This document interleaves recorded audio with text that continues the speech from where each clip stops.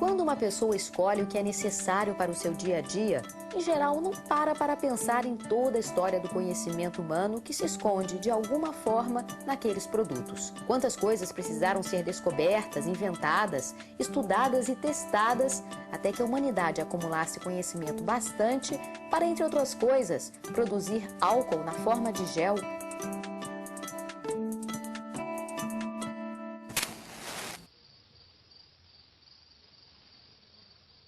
A natureza vem sendo observada e compreendida pelo homem há muitos e muitos anos. Se no século XXI qualquer pessoa sabe como acender uma fogueira, poucas param para pensar que foi assim, observando e controlando o fogo, que uma boa parte dessa história do conhecimento começou.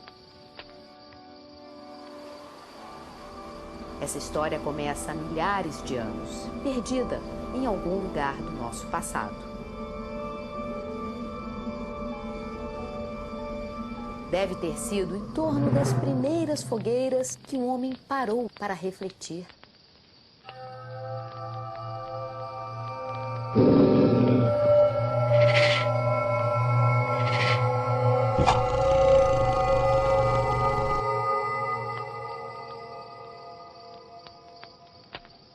A mesma fogueira que afugenta os animais selvagens e prepara sua caça o faz pensar. Transformação. Esta é a palavra-chave para nos guiar. Que transformação é essa que faz a madeira virar cinzas, fumaça e fogo? Madeira e cinzas são matérias diferentes, mas uma se transformou na outra. Esta é uma forma simples de representar a transformação que ocorre quando um tipo de matéria, a madeira, se transforma em outros tipos de matéria. Neste caso, as cinzas, a fumaça e o fogo. Essa seria uma organização ainda precária, mas serve para ilustrar o entendimento de que uma determinada matéria pode gerar outros tipos de matéria. Hoje entendemos melhor o que se passa pelo que chamamos de reação química. O homem continuou observando o fogo e a natureza.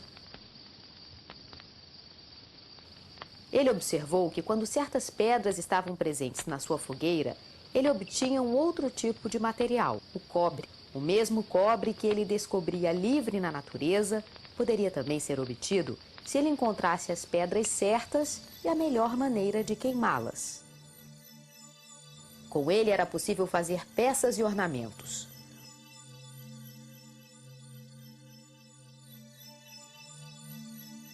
O homem passou então a transformar terra e pedras, dando início assim ao processo de metalurgia. A ação do fogo sobre determinadas pedras ou tipos de solo revelava novos materiais. De tanto observar a natureza, o homem foi desenvolvendo explicações para compreendê-la. Muitas delas explicavam os fenômenos naturais através da existência e da vontade dos deuses. Havia, portanto, um deus da tempestade, um deus do fogo, um deus do sol, um deus do mar, por aí vai. O senso prático e de sobrevivência dos homens fazia com que tratassem de cuidar de suas culturas, desenvolvessem técnicas de pesca e trabalhassem em grupo. Esses cuidados e aperfeiçoamentos traziam bons resultados e foi possível constatar que nem tudo era uma questão de deuses, mas sim dos homens. Foram os gregos que ofereceram uma alternativa para o mundo regido por deuses. Eles introduziram a ideia de lei natural, ou seja, leis que nem os seus poderosos deuses poderiam mudar.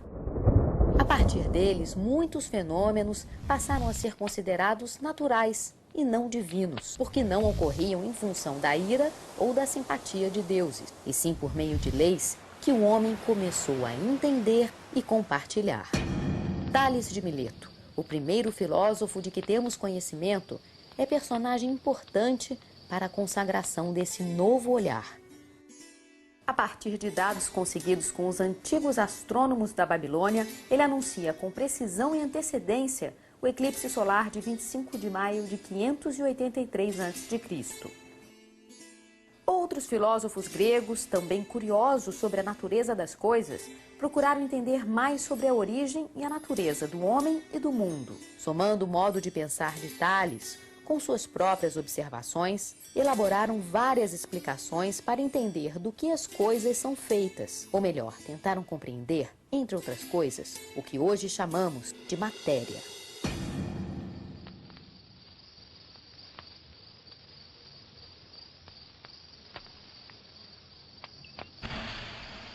Foi Tales de Mileto também quem apresentou a primeira explicação sobre a natureza da transformação da matéria. Segundo ele, a água era o princípio primordial. Todas as coisas existentes seriam feitas originalmente de água. Da água surgiria a terra pelo processo da condensação. Já o ar e o fogo seriam criados a partir do aquecimento da água. Parece lógico, não? Outro que entra de cabeça no debate é Anaxímenes. Para ele, é o ar e não a água o princípio fundamental de todas as coisas. Já Xenófanes considerava que a terra era este tal princípio.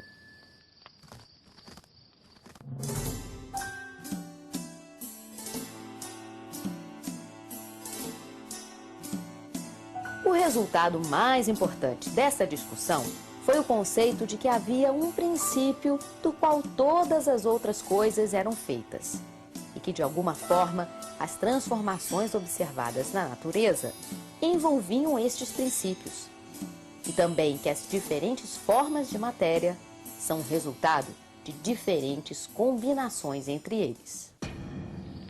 Outro grego que veio colocar mais lenha nessa fogueira foi Empédocles. Mais de 100 anos depois de Tales, Empédocles amplia o número de princípios para 6 e propõe que todos os objetos e seres são formados a partir de fogo, terra, água, ar, amor e ódio. Empédocles introduz o importantíssimo conceito de elemento. Segundo ele, os diferentes tipos de matéria seriam formados por diferentes proporções dos 4 elementos: terra, água, ar, fogo, e seriam mantidos juntos ou separados em função do amor ou do ódio.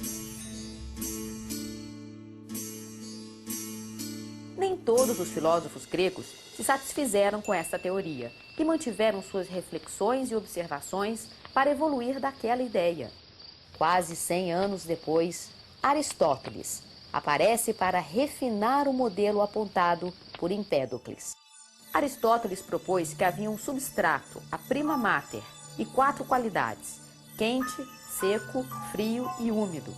Este substrato, combinado com 2 das qualidades, formava cada um dos 4 elementos. Por exemplo, a terra seria formada pela combinação da prima mater com as qualidades frio e seco, o ar pela combinação com as qualidades quente e úmido, e assim por diante. Para Aristóteles, ao acrescentar água a um material, estaria se acrescentando a ele as qualidades frio e úmido. Isto poderia transformar esse material em outro, caso houvesse mudança na proporção das qualidades. Se Aristóteles tivesse que explicar a combustão da madeira, ele diria que ela se transformou em cinzas quando a prima mater perde parte das qualidades, o quente e o úmido. Ou seja, perde o elemento ar que se apresenta aqui na forma de fumaça. Resta assim o frio e o seco, que é a terra na forma de cinza. Deste modo, Aristóteles lançou os alicerces para uma das primeiras explicações sobre as transformações da matéria. Aristóteles foi um grande filósofo. Seu esquema para as transformações da matéria oferecia boa explicação para os fenômenos observados. Suas ideias, de tão funcionais, foram bem aceitas pelos gregos de sua época e, mais tarde, na Idade Média, tomadas como base para a explicação do mundo natural. A nossa forma de ver as reações químicas é hoje muito diferente, mas nós não teríamos chegado aqui sem toda essa história. Afinal, conhecimento também se transforma. A menina vira mulher, a madeira carvão, o metal vira ferrugem.